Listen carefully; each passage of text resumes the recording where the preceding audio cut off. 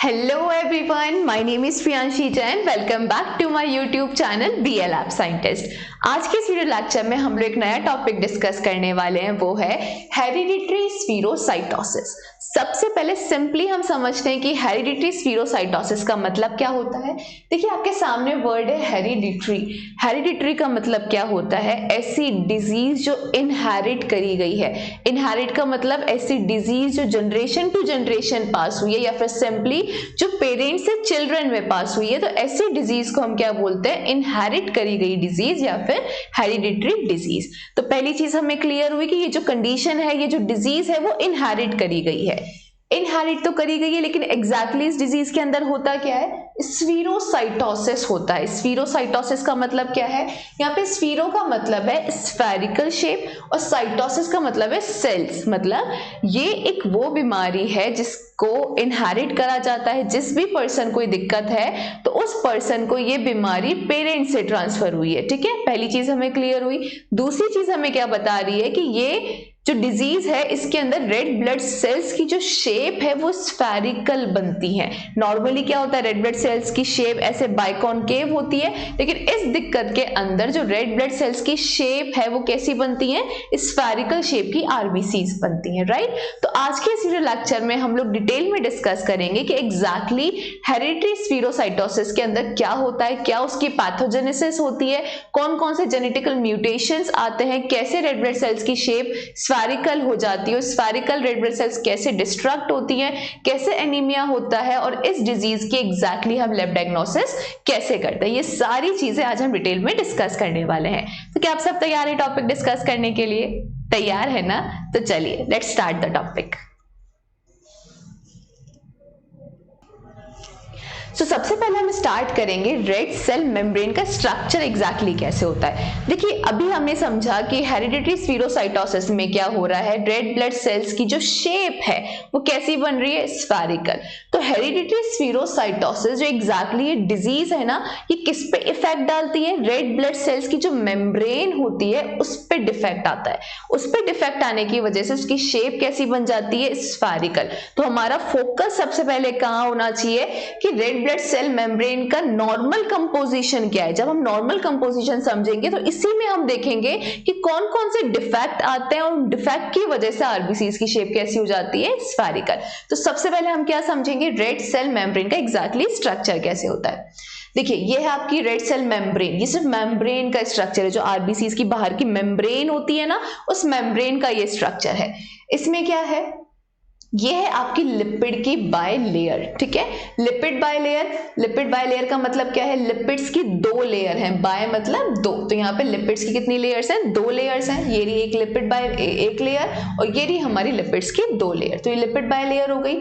उसके बाद आते हैं इसके अंदर प्रोटीन्स। देखिए हमें नॉर्मली पता है कि जो प्रोटीन्स होते हैं वो रिस्पॉन्सिबल होते हैं किसी के स्ट्रक्चर को बनाने के लिए। ठीक है, तो यहाँ पे भी क्या है, हम प्रोटीन्स पे फोकस करेंगे कि कौन कौन से प्रोटीन्स हैं जो आरबीसीज के साइटोस्केलेटन में प्रेजेंट है। ये जो चीज है ना बाहर की मेम्ब्रेन, ये क्या कहलाती है? आरबीसीज का साइटोस्केलेटन। साइटोस्केलेटन का मतलब क्या है? साइटो मतलब सेल्स, स्केलेटन मतलब ऐसी चीज, ऐसी ठोस चीज, मतलब ऐसे प्रोटीन्स की हम यहाँ बात करेंगे जो आरबीसी को शेप दे रही है। ठीक है, तो कौन दे रहे हैं? आरबीसीज के अंदर जो प्रोटीन्स प्रेजेंट है वो उसको शेप दे रहे हैं। कौन कौन से प्रोटीन्स हैं? ये तो लिपिड्स की लेयर हो गई, ये प्रोटीन्स नहीं है, लेकिन प्रोटीन्स कौन कौन से हैं? सबसे ऊपर है हमारा यहाँ पर ग्लाइकोफोरिन ए प्रोटीन। ये कौन सा प्रोटीन है हमारा? ग्लाइकोफोरिन ए प्रोटीन आरबीसीज के मेम्ब्रेन में प्रेजेंट है। उसके बाद आता है आपका यहाँ पे बैंड 3 प्रोटीन। क्या नाम है इसका? Band 3 protein. कहाँ पे प्रेजेंट है? ये लिपिड बायलेयर के अंदर से एम्बेडेड रहता है। ठीक है, उसके बाद प्रोटीन आता है आपका 4.2। उसके बाद प्रोटीन आते हैं हमारे एनकायरिन। ठीक है, ये जो प्रोटीन्स है ना, ये हमारे कहलाते हैं वर्टिकल प्रोटीन्स। वर्टिकल और हॉरिजॉन्टल प्रोटीन्स बेसिकली जो आरबीसीज की मेम्ब्रेन होती है ना, उसका जो साइटोस्केलेटन है उसमें दो टाइप्स के प्रोटीन्स होते हैं। उसको दो टाइप्स में डिवाइड कर रखा है। एक तो होता है आपके हॉरिजॉन्टल प्रोटीन्स, जो हॉरिजॉन्टली प्लेस होंगे उसे हम क्या बोलेंगे? Horizontal proteins. और जो ऐसे वर्टिकली प्लेस्ड होंगे उन्हें हम क्या बोलेंगे? Vertical proteins. ठीक है, हॉरिजॉन्टल और वर्टिकल वर्टिकल प्रोटीन्स, ये दोनों प्रोटीन्स मिलाकर आरबीसीज का क्या बनाते हैं, साइटोस्केलेटन। ठीक है, तो जो हॉरिजॉन्टल प्रोटीन्स हैं वो हम मिला देंगे किसके साथ, वर्टिकल प्रोटीन्स के साथ, तो हमें क्या मिल जाएगा, आरबीसीज का साइटोस्केलेटन। तो यहां पे हो गए हमारे ये वर्टिकल प्रोटीन्स। उसके बाद आते हैं आपके ये हॉरिजॉन्टल प्रोटीन्स, जो कि बहुत इंपॉर्टेंट प्रोटीन्स हैं। इनके नाम भी हमने सुने होंगे, स्पेक्ट्रिन एंड एक्टिन। अब हम समझते हैं कि हॉरिजॉन्टल प्रोटीन्स का स्ट्रक्चर कैसे होता है। देखिए आपके सामने ये स्पेक्ट्रिन है। स्पेक्ट्रिन के स्ट्रक्चर में बेसिकली दो चेन्स होती हैं, एक तो होती है हमारी अल्फा और दूसरी होती है हमारी बीटा। ठीक है, कौन सी चेन्स, पेप्टाइड चेन्स। बेसिकली क्या है आपका ये जो स्पेक्ट्रिन है, ये क्या है, प्रोटीन है। प्रोटीन किससे मिलकर बना होता है, पेप्टाइड की चेन से मिलकर बना होता है, राइट। तो यहाँ पे हमारे पास क्या है, दो पेप्टाइड चेन्स है, एक तो अल्फा एक बीटा, और कैसे अरेंज है ये, हेलिकल स्ट्रक्चर में। इसका मतलब जब अल्फा चेन और बीटा चेन एक दूसरे के साथ हेलिकल स्ट्रक्चर में प्रेजेंट होगी तो वो आपका क्या कहलाएगा, स्पेक्ट्रिन। ये स्पेक्ट्रिन कहलाएगा हमारा डाइमर। डाइमर का मतलब क्या है, जब दो पेप्टाइड चेन्स एक दूसरे के साथ जुड़ती हैं तो उसे हम क्या बोलते हैं, डाइमर कहते हैं। तो एक तो हो गई ये वाली चेन हमारी अल्फा, दूसरी हो गई हमारी बीटा चेन, दोनों एक दूसरे के साथ हेलिकल स्ट्रक्चर में प्रेजेंट है, तो इसे हम क्या बोलेंगे, डाइमर बोलेंगे। ठीक है, अब देखिए ये तो हो गया आपका एक डाइमर, यहाँ पे आपका दूसरा डाइमर, ये एक अल्फा की चेन, ये बीटा की चेन, तो ये भी मेरा क्या कहलाएगा, डाइमर कहलाएगा। ये एक डाइमर हुआ, ये दूसरा डाइमर हुआ, इन दोनों को अगर मैं जोड़ दूं तो क्या बनेगा आपके सामने, एक टेट्रामर मॉलिक्यूल बनेगा।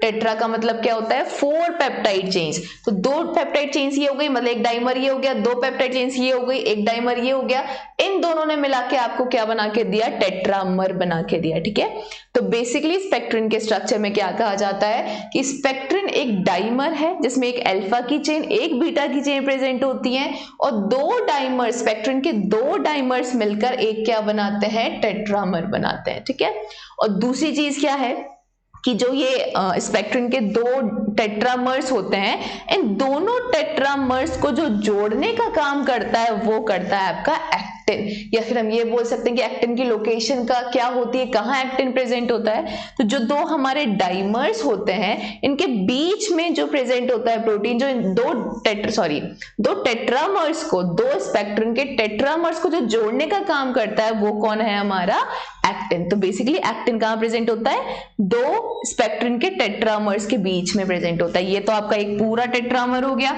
ये दूसरा टेट्रामर यहां से स्टार्ट हुआ, इन दोनों के बीच में जो प्रोटीन प्रेजेंट है वो कौन सा है, हमारा एक्टिन।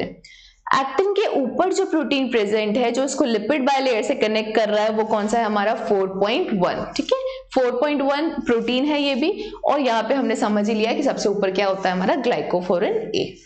तो ये हो गए हमारे वर्टिकल प्रोटीन्स, ग्लाइकोफोरिन ए, बैंड 3, 4.2 एनकायरिन। उसके बाद क्या आ गए हमारे हॉरिजॉन्टल प्रोटीन्स। हॉरिजॉन्टल प्रोटीन्स में मेनली कौन कौन से हो गए, हमारे स्पेक्ट्रिन एंड एक्टिन। ठीक है, ये तो हो गया स्ट्रक्चर हमारा किसका, सेल मेम्ब्रेन का। अब नेक्स्ट हम समझेंगे कि इन प्रोटीन्स के अंदर कौन कौन से जेनेटिकल म्यूटेशंस आते हैं, या फिर हम ये कह सकते हैं कि एग्जैक्टली स्फीरोसाइटोसिस की पैथोजेनेसिस क्या होती है, ये हम नेक्स्ट समझेंगे।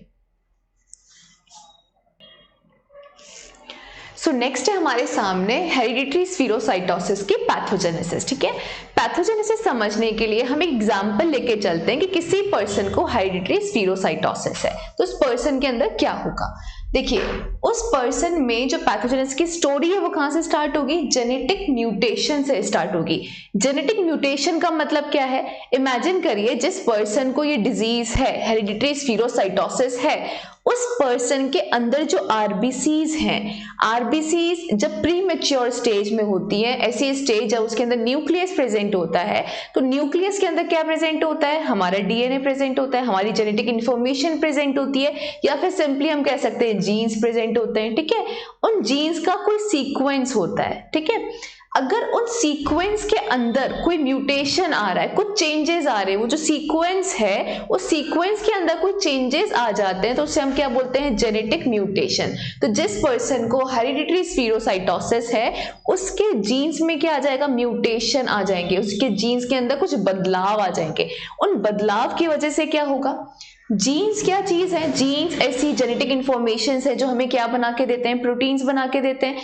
यहाँ पे हमने अभी समझा हम कौन से प्रोटीन्स पे फोकस कर रहे हैं। हेरिडिटरी स्फीरोसाइटोसिस के अंदर कौन से प्रोटीन्स में चेंजेस आते हैं? जो आरबीसीज के साइटोस्केलेटन में जो प्रोटीन्स है, वर्टिकल प्रोटीन्स, हॉरिजॉन्टल प्रोटीन्स, उन प्रोटीन्स के अंदर चेंजेस आ जाते हैं। क्यों आ जाते हैं?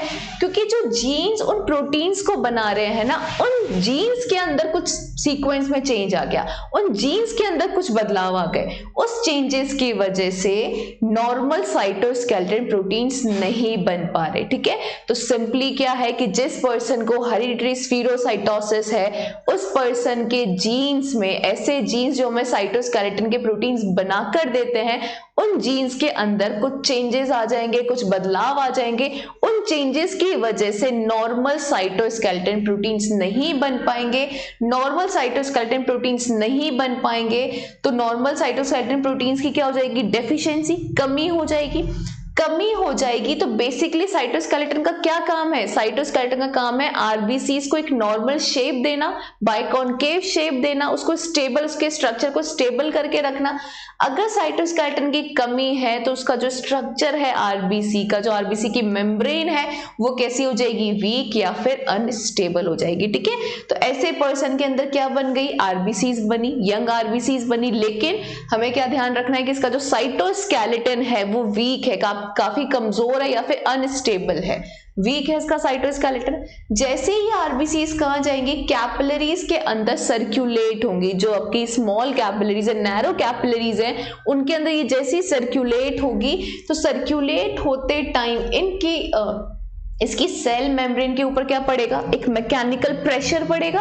क्योंकि देखो, इमेजिन करो काफी नैरो कैपिलरी है, उसके अंदर से आरबीसी जैसे ट्विस्ट टर्न करके निकल रही है। सबसे पहले स्फेरिकल बनी है, जो यंग आरबीसी है वो स्फेरिकल शेप की बनी इन पर्सन्स के अंदर। ठीक है, लेकिन सॉरी बाइकॉन्केव शेप की बनी, लेकिन बाइकॉन्केव शेप की आरबीसी जब नैरो कैपिलरीज में ट्विस्ट टर्न करके निकलेगी तो कैसे जब निकलेगी यहां से तो क्या होगा? कैपिलरीज का क्या पड़ेगा? इसके ऊपर एक प्रेशर पड़ेगा। प्रेशर पड़ेगा तो इसका जो साइटोस्केलेटन था, जो बाहर का इसका साइटोस्केलेटन वो कमजोर है, अनस्टेबल है। तो कमजोर होने की वजह से उस पर जब प्रेशर पड़ा और साइटोस्केलेटन कमजोर है तो कमजोर होने की वजह से क्या हो जाएंगे? उसके फ्रेगमेंट्स अलग अलग हो जाएंगे। जैसे यहाँ पे प्रेशर पड़ा तो ये फ्रेगमेंट इसका डैमेज हो गया, अलग हो गया, ये फ्रेगमेंट अलग हो गया। यहाँ प्रेशर पड़ा तो ये फ्रेगमेंट अलग हो गया, यहाँ प्रेशर पड़ा तो ये फ्रेगमेंट अलग हो गया। तो बेसिकली क्या हो रहा है? जो हमारी बाइकॉन्केव शेप की आरबीसी बनी थी इस पर्सन के अंदर, उसके फ्रेगमेंट्स अलग हो गए। फ्रेगमेंट्स अलग हो गए तो बीच में क्या बच गई? स्फेरिकल आरबीसी बच गई। कुछ कुछ फ्रेगमेंट्स उस आरबीसी के अलग हो गए तो क्या बच गई? हमारी स्फेरिकल आरबीसी बच गई। तो इस तरीके से क्या हुआ? जो यहाँ पे यंग हमारी बाइकॉन्केव शेप की आरबीसी बनी थी, लेकिन वो कैसी हो गई? बाद में स्फेरिकल हो गई। ठीक है, अब ये स्फेरिकल आरबीसी कहाँ जाएगी? स्प्लीन के अंदर जाएगी फिल्टर होने के लिए। फिल्टर होने के लिए गई, ये हम ऑलरेडी डिस्कस कर चुके हैं। जैसे स्फेरिकल आरबीसी फिल्टर होने के लिए कहां जाएगी? स्प्लीन के अंदर। स्प्लीन में क्या होते हैं? नेटवर्क होते हैं, काफी सारी कैपिलरीज होती है। उन सारी कैपिलरीज के नेटवर्क को हम क्या बोलते हैं? Cords of Billroth. ठीक है, तो स्प्लीन के अंदर ये नेटवर्क्स हैं, बहुत नैरो नैरो कैपिलरीज होती हैं। इन कैपिलरीज के अंदर ये आरबीसी जाती है। इन कैपिलरीज में आरबीसी गई। अब देखिए ये कैसी है आरबीसी? कुछ तो स्फेरिकल शेप की है, कुछ क्या है?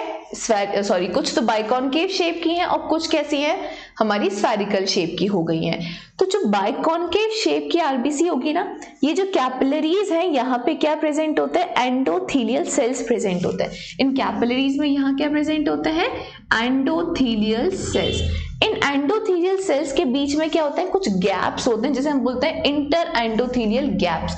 तो इन इंटर एंडोथेलियल गैप से क्या होती है? ये आरबीसीज यहां से इस तरीके से फिल्टर होकर फिर कहां जाती है? स्प्लेनिक साइनोसॉइड्स के अंदर जाती है। ठीक है, तो यहाँ पे आई जो हमारी बाइकॉन्केव शेप की आरबीसी होगी वो बहुत पतले पतले से गैप्स होते हैं, नैरो गैप्स होते हैं। तो नैरो गैप से बाइकॉन्केव शेप की आरबीसी जैसे ट्विस्ट टर्न करके निकल जाएगी और निकल के कहाँ आ जाएगी? स्प्लेनिक साइनोसॉइड्स के अंदर आ जाएगी। तो स्प्लेनिक साइनोसॉइड से कहाँ चली जाएगी? हमारे ब्लड सर्कुलेशन में चली जाएगी। ठीक है, लेकिन जो स्फेरिकल आरबीसी है वो इन नैरो गैप्स को क्रॉस नहीं कर पाती, वो यहीं पे क्या हो जाती है, स्टक हो जाती है, यहीं पे फंस जाती है। तो स्फेरिकल आरबीसी क्या हो गई, यहीं पे फंस गई। यहीं पे फंसने से यहाँ पे क्या होते हैं, यहाँ पे एंडोथेलियस के साइड में, इन कैपिलरीज के साइड में क्या लगे होते हैं, काफी सारे मैक्रोफेजेस होते हैं। मैक्रोफेजेस को क्या ट्रेनिंग दी गई होती है कि अगर कोई आरबीसी यहाँ पे कुछ सेकंड के लिए, मतलब कुछ टाइम के लिए भी अगर रुक जाए तो तुझे उसको तुरंत क्या कर लेना, इनगल्फ और उसको डिस्ट्रक्ट कर देना, उसको ब्रेक डाउन कर देना है। तो जैसे यहाँ पे स्फेरिकल आरबीसी यहाँ से नहीं निकल पाई इसकी शेप की वजह से, तो जैसे ये नहीं निकल पाएगी तुरंत मैक्रोफेज क्या करेगा, इसको खा जाएगा, इनगल्फ कर लेगा, उसका क्या कर देगा, डिस्ट्रक्शन, उसको तोड़ देगा। ठीक है, क्या हुआ, जैसे अज्यूम करिए कि यहाँ पे 10 आरबीसीज आई थी, 5 आपकी स्फेरिकल शेप की थी और 5 नॉर्मल बाइकॉनकेव शेप की थी। तो जो 5 बाइकॉनकेव शेप की थी वो तो क्या हो गई, यहाँ से निकल गई और उसको क्रॉस करती हुई कहाँ आ गई, ब्लड सर्कुलेशन के अंदर, और जो 5 स्फेरिकल आरबीसीज थी वो यहीं स्टक हो गई। ठीक है, तो बेसिकली क्या हुआ, बनाई तो बोन मैरो ने कितनी, 10 आरबीसीज टोटल, लेकिन एग्जाम्पल के लिए है कि बनाई तो कितनी टोटल 10 आरबीसीज, लेकिन 10 में से 5 तो वहीं स्टक हो गई और ब्लड सर्कुलेशन में टोटल कितनी आ पाई, 5 आरबीसी आ पाई। तो इसकी वजह से क्या हुआ, आरबीसी का काउंट कम हुआ, ओवरऑल इंपैक्ट क्या आया, आरबीसी का काउंट कम हो गया। आरबीसी के अंदर क्या प्रेजेंट होता है, हीमोग्लोबिन, तो हीमोग्लोबिन का कॉन्सेंट्रेशन भी क्या हुआ, लो, मतलब कम हुआ। आरबीसी का काउंट कम हो रहा है, हीमोग्लोबिन का कॉन्सेंट्रेशन कम हो रहा है, तो ये किस कंडीशन में होता है, एनीमिया के अंदर होता है। ठीक है, तो यहाँ पे हमने क्या समझा कि एग्जैक्टली हेरिडिटरी स्फीरोसाइटोसिस के अंदर कैसे आरबीसीज की शेप कैसी हो जाती है, स्फेरिकल, और स्फेरिकल आरबीसीज की शेप की वजह से फाइनली क्या होता है, आरबीसी का काउंट कम हो जाता है, हीमोग्लोबिन कॉन्सेंट्रेशन कम आ जाता है, तो उस पर्सन को हेरिडिटरी स्फीरोसाइटोसिस की वजह से क्या होता है, एनीमिया होता है। So, एक बार हम समराइज करते हैं कि एग्जैक्टली हमने हेरिडिटरी स्फीरोसाइटोसिस में क्या समझा, कि hereditary spherocytosis it is autosomal dominant disorder. इसका मतलब क्या है, ऑटोसोमल का मतलब क्या है, देखिए ऑटोसोमल का मतलब है कि हमारे अंदर टोटल 23 क्रोमोसोम्स होते हैं। ठीक है, नंबर ऑफ क्रोमोसोम्स कितने हैं, 23 पेयर्स होते हैं क्रोमोसोम्स के। उन 23 में से एक पेयर किसका होता है, सेक्स क्रोमोसोम, राइट। 22 जो होते हैं वो क्या होते हैं, ऑटोसोमल। तो बेसिकली ये जो जीन्स हैं ये कहाँ प्रेजेंट होंगे, हमारे ऑटोसोमल क्रोमोसोम्स पे प्रेजेंट होंगे। तो ये है हमारी एक ऑटोसोमल डिसऑर्डर। डोमिनेंट का मतलब क्या है कि 2 पेरेंट्स में से अगर एक पेरेंट को भी ये प्रॉब्लम है, हेरिडिटरी स्फीरोसाइटोसिस की प्रॉब्लम है, तो ये जीन्स या फिर ये म्यूटेशन इतना डोमिनेंट होते हैं, ये क्रोमोसोम इतना डोमिनेंट होता है कि ये चिल्ड्रन को होगा। इसका मतलब क्या है कि अगर सिंगल पेरेंट को भी ये दिक्कत है तो चिल्ड्रंस में ये दिक्कत होगी। तो ये क्या है, एक डोमिनेंट डिसऑर्डर है। सेकेंड क्या है कि इन hereditary spherocytosis RBC membrane proteins, जिसको हम बोलते हैं cytoskeleton proteins, are defected due to various genetic mutations. का मतलब क्या है कि हेरिडिटरी स्फीरोसाइटोसिस में क्या होगा, जो आरबीसी के मेम्ब्रेन में प्रोटीन्स प्रेजेंट है, जिसको हमने क्या बोला, साइटोस्केलेटन प्रोटीन्स, वो हॉरिजॉन्टल प्रोटीन्स भी थे और वर्टिकल प्रोटीन्स भी थे। तो अगर साइटोस्केलेटन प्रोटीन्स में क्या आ रहा है, हेरिडिटरी स्फीरोसाइटोसिस में क्या होगा, जो साइटोस्केलेटन के प्रोटीन्स हैं उनमें क्या आएगा, डिफेक्ट। किसकी वजह से, अलग अलग जेनेटिकल म्यूटेशंस की वजह से, राइट। मोस्ट कॉमन जो जेनेटिकल म्यूटेशंस देखे जाते हैं वो कौन कौन से हैं, 50%, मतलब हेरिडिटरी स्फीरोसाइटोसिस के 50% ऑफ केसेस में म्यूटेशन किस में देखा जाता है, एनकायरिन प्रोटीन के अंदर देखा जाता है। 20% ऑफ केसेस के अंदर म्यूटेशन किस में देखा जाता है, बैंड 3 प्रोटीन के अंदर देखा जाता है। और लगभग 30% ऑफ केसेस में किस में म्यूटेशंस देखे जाते हैं, स्पेक्ट्रिन और प्रोटीन 4.2। ठीक है, तो आज के इस वीडियो लेक्चर में हमने डिटेल में डिस्कस करा कि हेरिडिटरी स्फीरोसाइटोसिस क्या है, एग्जैक्टली हेरिडिटरी स्फीरोसाइटोसिस की पैथोजेनेसिस क्या होती है। अब नेक्स्ट वीडियो लेक्चर में हम डिस्कस करेंगे about the lab diagnosis of hereditary spherocytosis. So yeah, this is all about this video lecture. If you like this video, please like, share, subscribe to my YouTube channel. Thank you so much for watching.